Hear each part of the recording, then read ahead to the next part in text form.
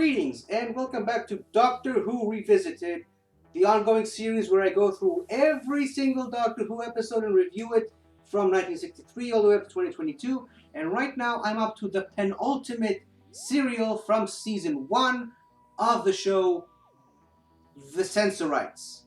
Low-key, I think this is an underrated episode. I really do enjoy uh, The Sensorites as a whole. It's another one of those stories that I mentioned earlier where pretty much every single part of the 6-part serial has a more or less different setting with different characters, a different plot progression, and this doesn't really exemplify it as good as the aforementioned Keys of Marinus that I made earlier on this channel.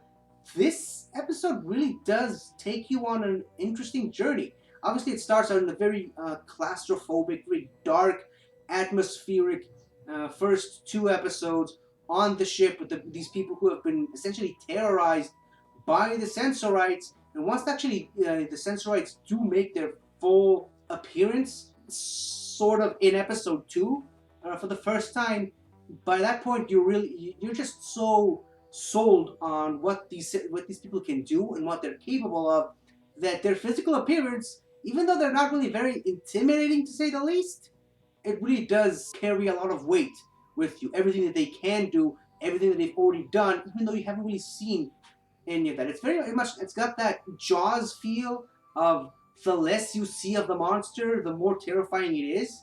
And then once you actually get to see them, and this is actually really one of the brilliant points of this episode, is that once the Sensorites actually make themselves known, it's really easy to believe that these supposedly terrifying warriors that you've been led to believe are really intimidating, at the end of the day, they're really just gentle creatures looking after their own. And that's another thing that Doctor Who aliens do very, very well, as opposed to a lot of other sci-fi and fantasy franchises of its kind, is it really makes you feel, it really just takes these aliens and shows you that even though some of them might look intimidating or scary or horrifying, they really are underneath, they're just people.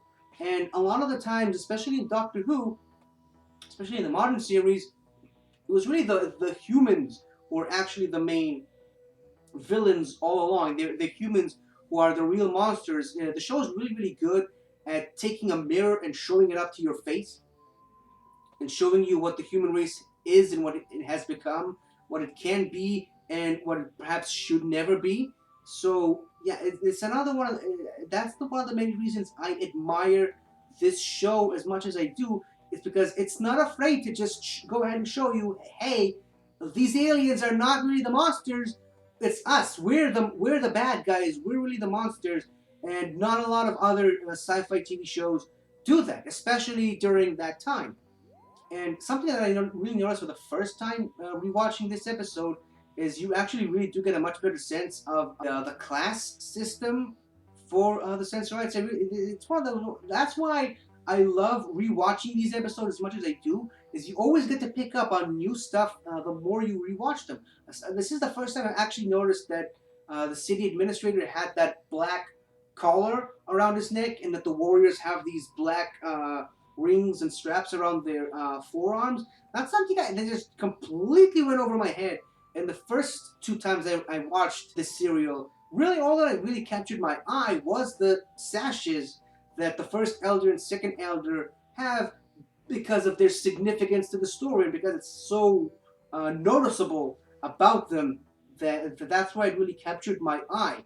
And again, it shows us that even in this quote-unquote perfect society like the Sensorites, there's still this class system. There's the upper class, the middle class, the lower class, and even in this type of perfect society can breed these types of selfish, power-hungry monsters like the city administrator and the other Sensorite that was in cahoots with him for most of the episode.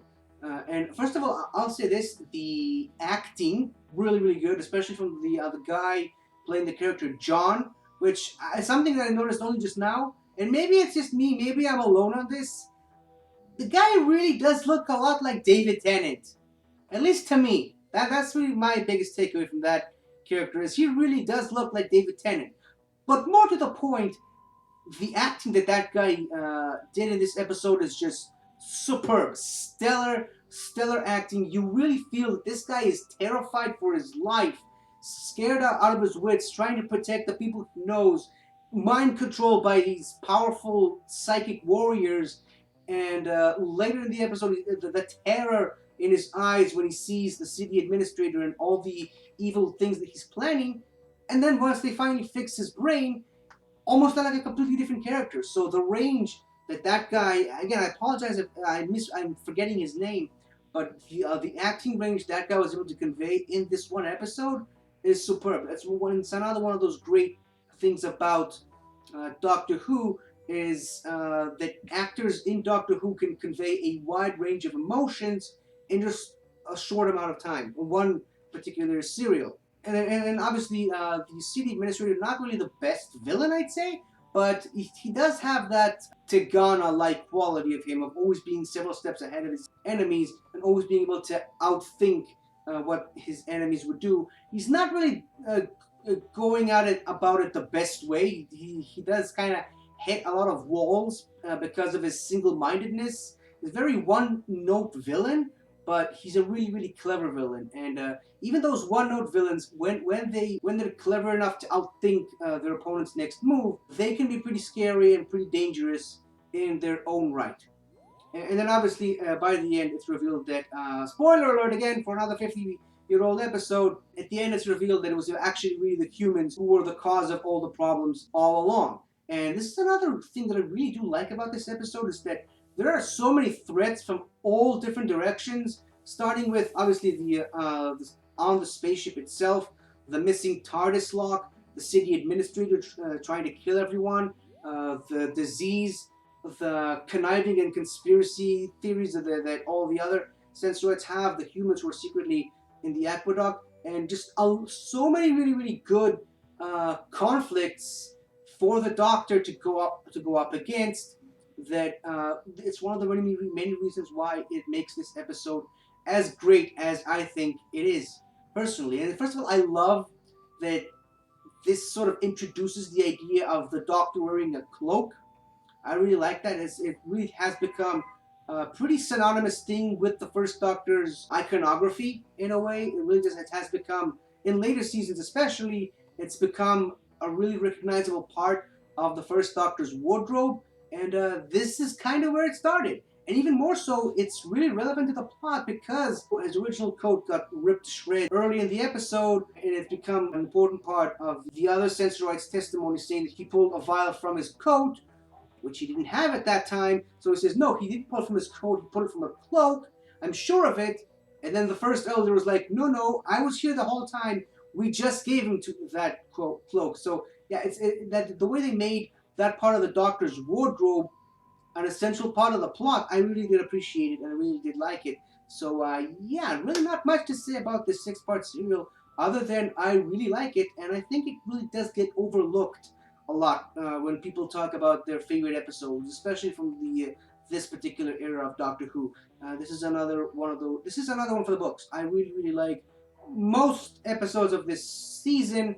We'll get into one that I really couldn't care for in the next video, but that is a story for another video. So that's it. Really solid episode, underrated in my opinion, and I'll talk about the final one in just a bit. So stay tuned for whenever that comes out. So goodbye for now. Hi there! Thank you for watching the video, and if you enjoyed it, don't forget to like, comment, subscribe, and tell your friends. I'll see you next time.